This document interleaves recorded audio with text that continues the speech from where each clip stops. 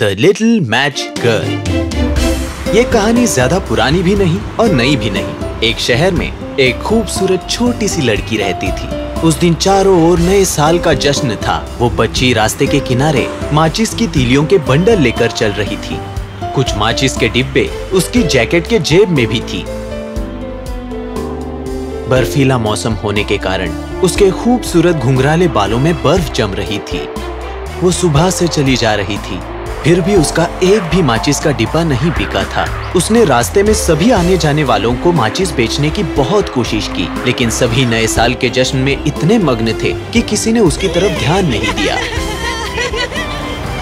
Footpath पर चलते हुए उसे कई दुकानें दिखी जिसमें केक और मिठाइयाँ जैसी कई स्वादिष्ट चीजें थी। यही नहीं, कई लोग होटल में तरह तरह के स्वादिष्ट भोजन कर रहे थे, जहाँ टेबल भी मोमबत्तियों से सजा हुआ था। ये देखकर उसे भी जोरों की भूख लगी, क्योंकि उसने सुबह से कुछ भी नहीं खाया था।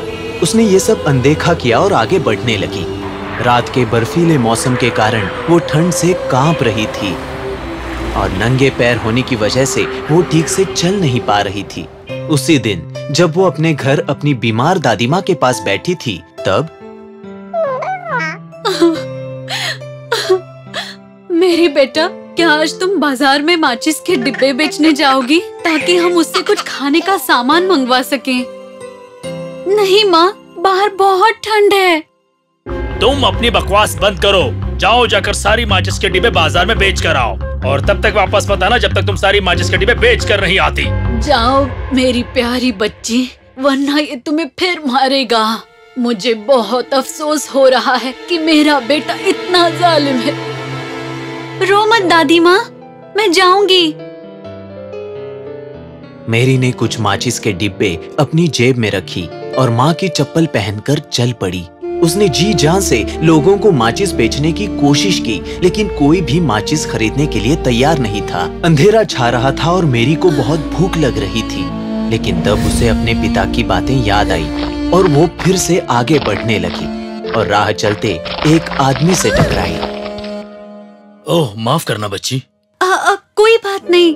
क्या आप मुझसे माचिस खरीदेंगे? नहीं मेरी नन्ही परी, मुझे इसकी जरूरत नहीं है।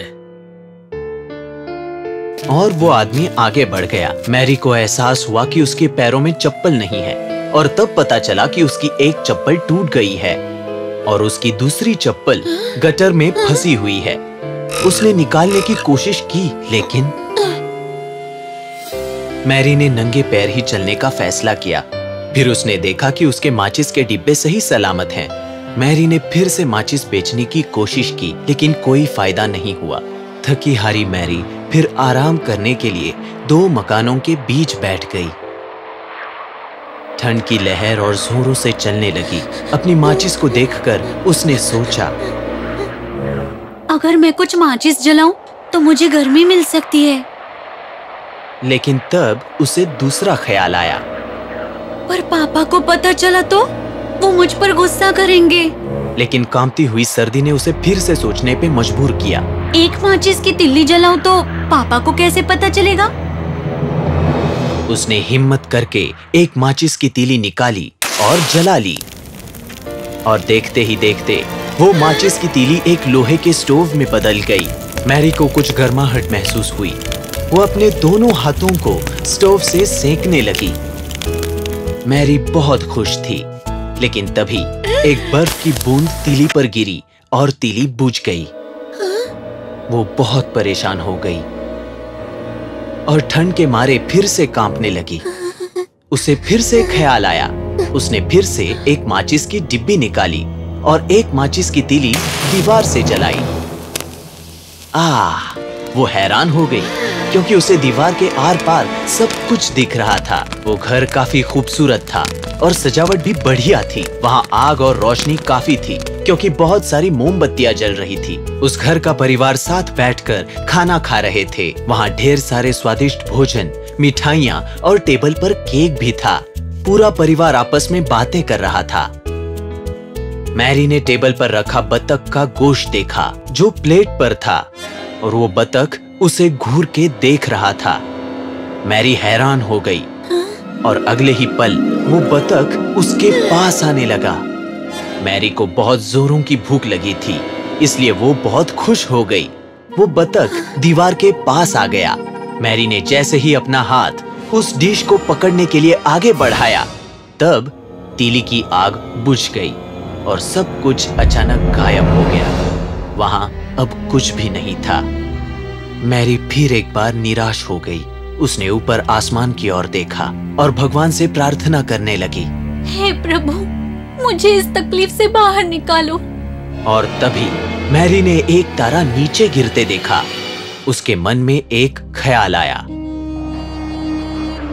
मैंने सुना है कि जब तारा गिरता है तो कोई मर जाता है। मेरी दादी बहुत बीमार है।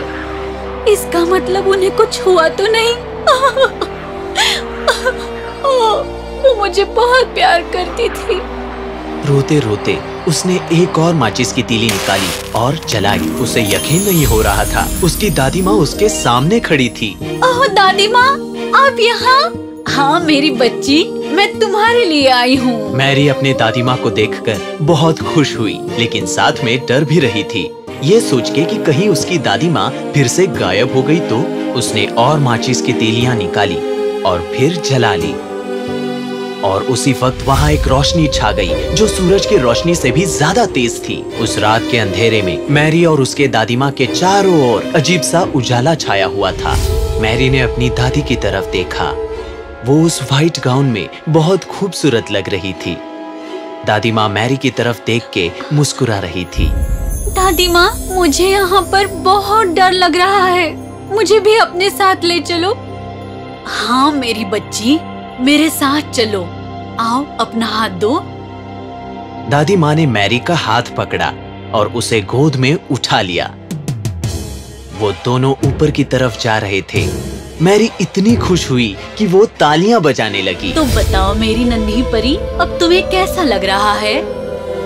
ना तो अब मुझे भूख लग रही है, ना तो ठंड, और ना ही किसी का डर। मुझे अब बहुत अच्छा लग रहा है। दादी माँ उसे देखकर मुस्कुराई और वो दोनों आसमान की तरफ चल पड़े। मैरी के चेहरे पर एक मासूम सी मुस्कुराहट थी और सूरज की सुबह की किरणों से उसका चेहरा जगमगा रहा था। बहुत सारे लोग उसके आसपास जमा हो गए थे। वो सभी मैरी को देख रहे थे, जो आराम से दो मकानों के बीच बैठी हुई थी। उसे देखकर उन सबको बहुत दुख हो रहा था।